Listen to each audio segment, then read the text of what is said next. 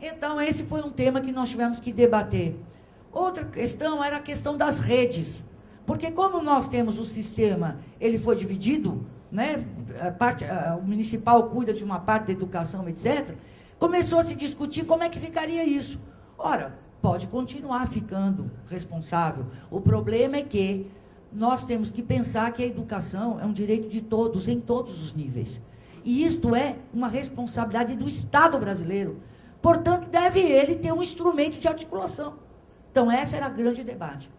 Outra coisa que se discutia lá é que um sistema tinha que ser só para a educação pública. Que um sistema não tinha que congregar a educação privada. Então, muitos intelectuais, inclusive de esquerda, amigos nossos, etc., chegavam a dizer isso. Nós queremos um sistema só para a rede pública, porque o Estado ele tem que regular a rede pública. Nós dizíamos, não, isso é contra a realidade. Isso é contra a realidade. No Brasil, historicamente, a rede privada disputa com a rede pública. E hoje assume uma responsabilidade social enorme, principalmente na educação infantil e no ensino superior. Principalmente porque congrega maior número de matrículas. Portanto, assume uma responsabilidade. Então, não podemos deixar o setor privado fora do sistema nacional. E conseguimos convencer. Conseguimos convencer, tanto que uma grande vitória da Confederação, de todos os sindicatos nossos, foi conseguir colocar no texto da conferência que o sistema nacional engloba o setor privado. Não é? E aí, a questão, um outro debate que ocorreu aqui fortemente em Minas, mas em outros estados também da nação, foi a ideia de que o sistema nacional tinha que ser igual ao sistema único de saúde. Isso é um problema. Não que eu seja contra o sistema único, aliás, eu acho que o Brasil dá uma grande exemplo mundial de ter um sistema de saúde único. Um modelo como foi implantado o sistema único aqui, se levasse para a educação, nós teríamos um problema. Qual o problema? A rede privada. Porque o sistema único, ele faz convênio com a rede privada, através do pagamento, não é isso? Para a rede privada de determinados serviços de saúde que a rede pública não consegue sozinha suprir. Então, muito bem intencionados, os intelectuais que defendiam o sistema único, mas não entendiam que a rede privada estava adorando essa discussão. Ela estava adorando, porque aí ela passava, não é, a também fazer a mesma coisa. Eu vou, então, oferecer cadeiras na minha escola pública, com dinheiro pago pelo Estado, em todos os níveis de ensino. Tá certo? Mas, claro que eles queriam isso, mas eles não queriam mudar o seu caráter privado, eles que mandam na sua escola, enfim. Então, também foi uma grande batalha nossa de argumentação para que esse debate saísse do foco. E que era correto discutir sistema nacional articulado, e não sistema único de educação. Sistema nacional articulado. A palavra articulado não foi colocada à toa. Ela quer representar exatamente o papel que o sistema tem de articular todas as ações no campo da educação e todos os sistemas que existem hoje legalmente. Então, saíram ali várias atribuições, acho que são 32 atribuições, que eu destaquei algumas apenas, que eu acho que todas são importantes, mas essas eu considero são as mais importantes, não é?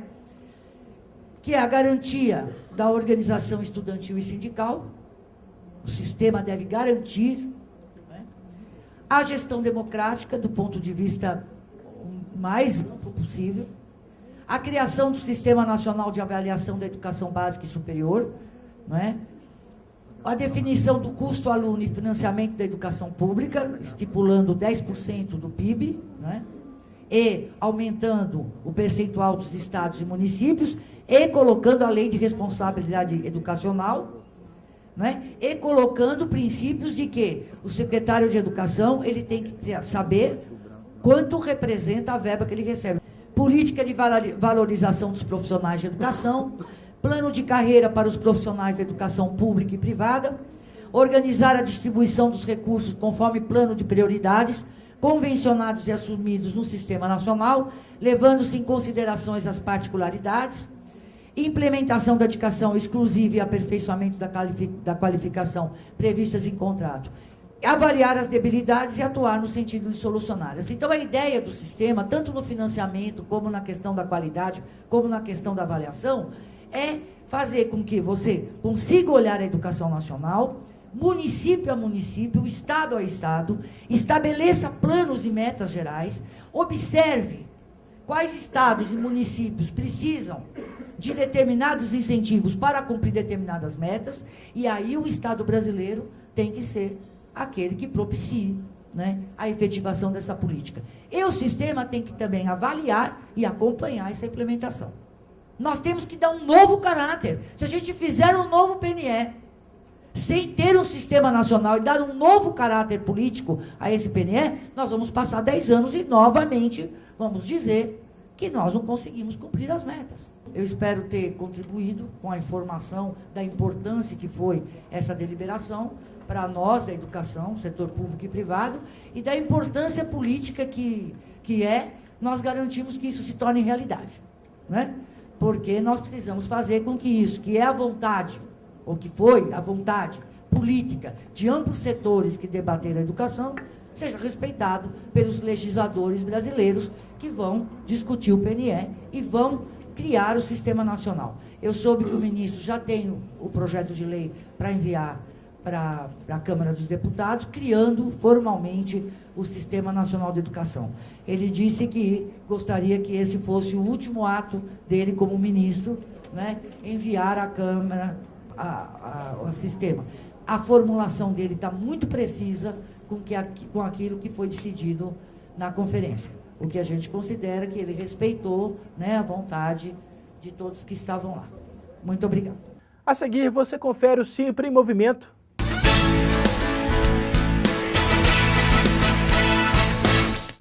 Propostas para o Plano Nacional de Educação foram debatidas no 11º Consimpro, realizado nos dias 13 e 14 de agosto.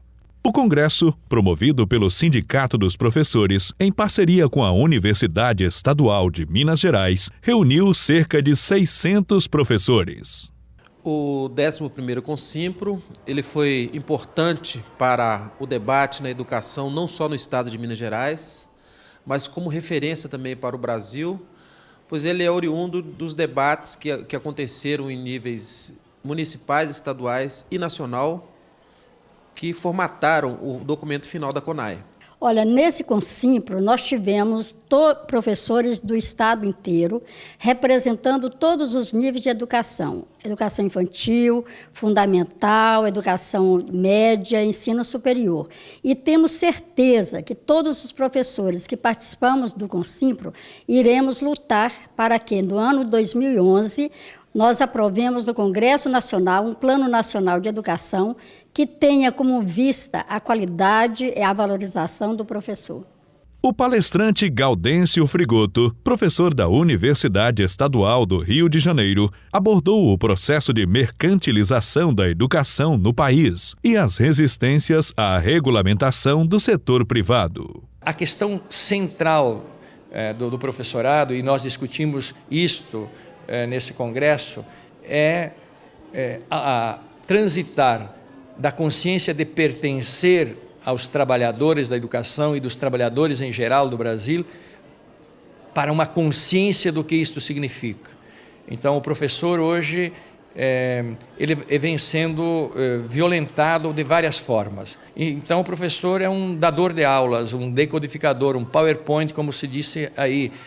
Isso nós não podemos aceitar. Agora, o professor, se tomar consciência que hoje é a categoria que mais cresce, ele pode fazer a grande diferença nessa sociedade, inclusive política.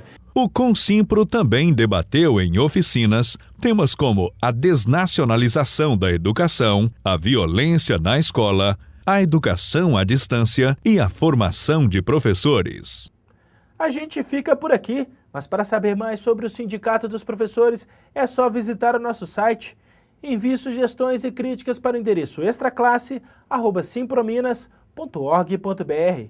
Um grande abraço e até o próximo programa.